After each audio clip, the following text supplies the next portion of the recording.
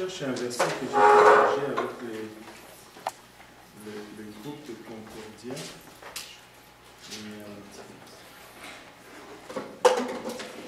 Ça m'est venu comme ça pendant l'adoration, mais je ne mets pas la main dessus. Mais c'est pas grave, si ça me revient, on va y retourner. On a parlé longuement du retour du Seigneur Jésus-Christ. On a parlé un peu des circonstances de son retour. Il va revenir d'une façon glorieuse, une première fois dans les airs. Nous allons aller à sa rencontre et nous serons avec lui pendant 7 ans. Une deuxième fois, il va revenir comme les lions conquérants de la tribu de Juda, alors qu'une multitude va s'amasser pour détruire Israël, pour anéantir Israël de la face de la terre. Le Seigneur, avec nous, son armée, nous allons retourner et nous allons mettre fin à cette attaque et nous allons intervenir et sauver Israël des justesses. Alors qu'Israël va le voir, il va le reconnaître et ils vont pleurer le Messie. La Bible nous dit, ils vont pleurer comme une mère perd son... Comme une mère pleure son premier-né, comme un parent pleure son fils unique. C'est à ce point-là que va être l'amertume qu'ils vont avoir au sujet du Christ. La Bible nous dit qu'ils vont voir ses mains percées et ils vont lui demander « Où est-ce que tu t'es fait faire ces cicatrices ? Qu'est-ce qui t'est arrivé? Où est-ce que ça s'est passé ?» Et il va leur répondre « C'est dans la maison d'un ami qu'on m'a fait cela. » Et ils vont reconnaître que c'est Jésus qui était venu il y a 2000 ans, qu'ils ont rejeté, et que c'était en fait lui le Messie. Et ils vont le pleurer comme ils n'ont jamais pleuré. Et pendant 1000 ans, le Seigneur va établir son règne. Et nous allons régner avec lui sur la terre pendant 1000 ans.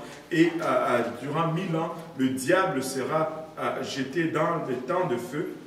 Plutôt pas dans le temps de feu, mais plutôt dans le puits sans fond. On va le lire, Apocalypse, chapitre 20.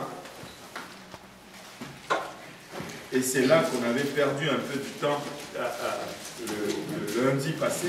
Mais aujourd'hui, on va juste introduire avec ça, puis on va avancer. Apocalypse chapitre 20 à partir du premier verset.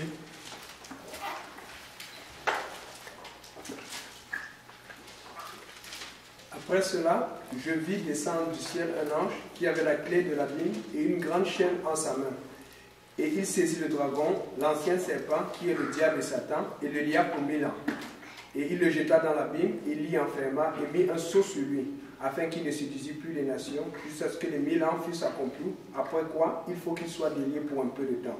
Voilà, il a été jeté pour 1000 ans, et après il sera délié pour un peu de temps. Et par la suite, tu verras qu'il y a des trônes qui vont être assignés à ceux qui auront donné leur vie pour Jésus-Christ durant la tribulation, à ceux qui n'ont pas pu avoir, qui ont refusé les marques de la bête. Regardez, tu peux continuer la lecture à partir du verset 4. Et je vis des trônes sur lesquels s'assirent des personnes, et il leur fut donné de juger. Je vis aussi les âmes de ceux qui avaient été décapités pour le témoignage de Jésus et pour la parole de Dieu, et ceux qui n'avaient point adoré la bête, ni son image, et qui n'avaient point pris sa marque sur leur front ou à leur nom. Et ils vécurent et régnèrent avec Christ 1000 ans. Voilà, regardez ceci.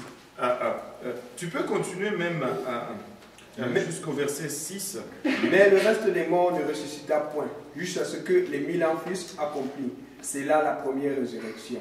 Heureux et saint celui qui a part à la première résurrection. La seconde mort n'a point de pouvoir sur eux, mais ils seront sacrificateurs de Dieu et de Christ et régneront avec lui 1000 ans.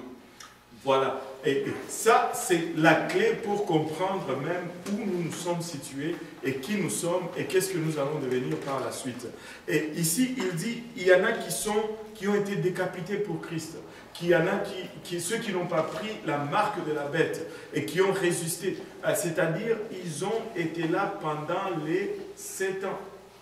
Ils sont revenus à la vie et ils ont régné avec Christ pendant combien de temps? Pendant 1000 ans.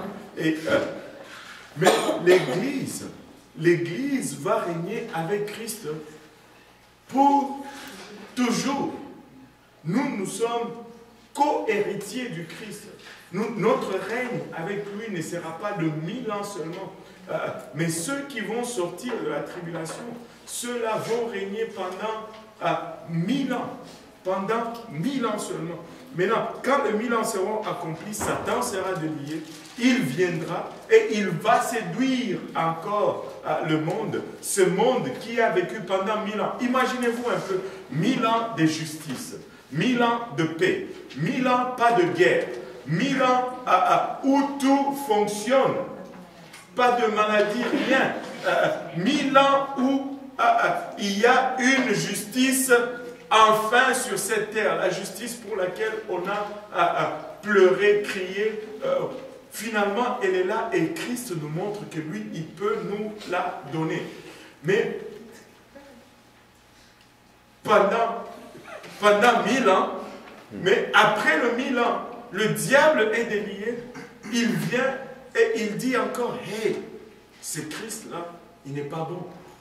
Ouais, il n'est pas bon. Et ils vont le suivre encore et ils vont se rebeller encore contre Christ.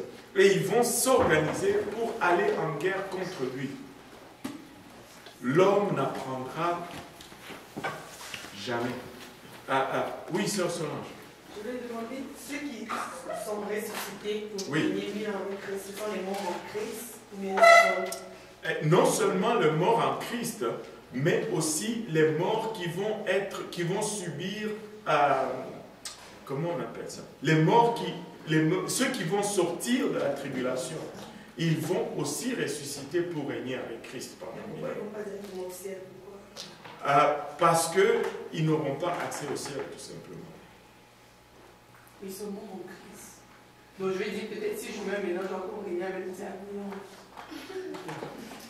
Parce que 1000 ans avec Christ, ensuite 1000 ans où... Non. Il y a juste un seul 1000 ans. Ok. Parce que vous avez expliqué qu'il y aura 1000 ans de paix. Oui, pendant le 1000 ans de paix, on va régner avec Christ aussi. Okay. Mais ceux qui seront morts pour Christ, qui ne seront pas dans l'Église, ils vont ressusciter, ils vont régner aussi avec nous, mais leur règne finira pendant 1000 ans. On va comprendre, quand on va avoir les destinations finales, on va comprendre pourquoi et comment leur règne va finir. Parce que là, on est encore sur cette ancienne terre. On n'a pas encore fait le jugement. Cette terre, on est encore sur cette vieille terre. Et le 1000 ans de règne va être encore sur cette terre. Il y a une autre phase qui vient par la suite, mais le 1000 ans va être encore sur cette terre. Et on va voir la différence un peu par la suite. Maintenant, regardez ceci. 1000 ans de paix ne va pas suffire pour que l'homme apprenne. 1000 ans durant lesquels il n'y a pas de tentation. L'environnement est parfait, mais dès que le diable vient, le monde va le suivre encore. Ça, c'est une leçon que Dieu nous a donnée au début et il le donne aussi à la fin. Ce n'est pas l'environnement qui fait la différence. Ce n'est pas l'environnement qui fait que tu commets le péché. C'est parce que là-dedans, il y a un problème. Tu peux avoir deux personnes dans le même environnement. Un sert Dieu et l'autre ne sert pas Dieu. Nous avons toujours une décision à prendre. On peut te mettre dans le meilleur des environnements, mais si tu décides de ne pas suivre Dieu, tu ne vas pas le suivre. Si vous êtes là aujourd'hui, c'est parce que vous avez décidé d'être là aujourd'hui. Il y a peut-être des places où vous pourriez être plus confortable en ce temps ici. Tu pouvais être chez toi, à côté du radiateur, avec une tasse de chocolat chaud, des chaussettes sur le cou, et avec un film qui te parle de... Et ils vécurent longtemps après, et ils eurent plusieurs enfants. Oh, et tu pleures, avec un mouchoir de Kleenex à côté. Tu pouvais être dans une autre place. Tu pouvais faire autre chose qui pouvait être plus agréable à ta chair. Vrai ou faux? Vrai. Mais tu as choisi d'être là. Et il y a même des gens avec qui vous étiez à la même place. Toi, tu dis, moi, je vais à l'étude biblique. Et ils disent, mais attends, tu es malade. Rentre chez toi, tu as vu le temps dehors. Mais tu te dis, non, moi, je vais y aller quand même. Non, ce n'est pas l'environnement qui est tant que ça le problème, mais c'est notre intérieur. Dieu va nous prouver par là que l'homme est capable de se gouverner lui-même, même avec un environnement meilleur, même avec un environnement parfait, l'homme va toujours échouer de s'auto-gouverner. Et, oui. Ça veut dire que dans le Milan, là, l'ennemi est enchaîné. Oui. Mais dans ce Milan-là, les gens vont pécher quand même. Ils ne vont pas pécher, pas parce qu'ils vont être, pas parce qu'ils ne vont pas vouloir, parce qu'ils ne vont pas être capables.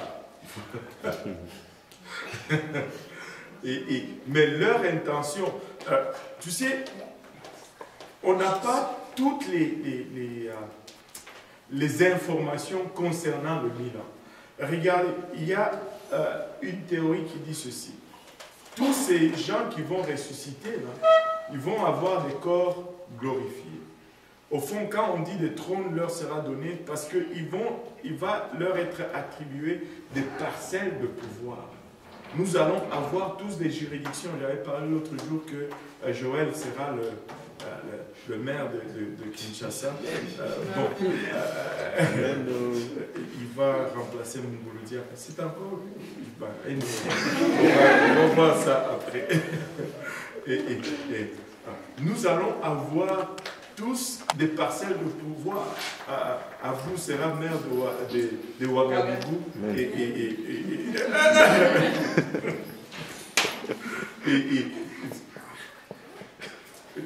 Tel va être, je ne sais pas, mon commissaire de telle section et de telle région, de tel quartier.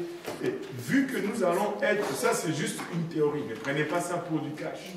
Ça peut être à côté, mais ça peut être aussi ça. Vu que ça va être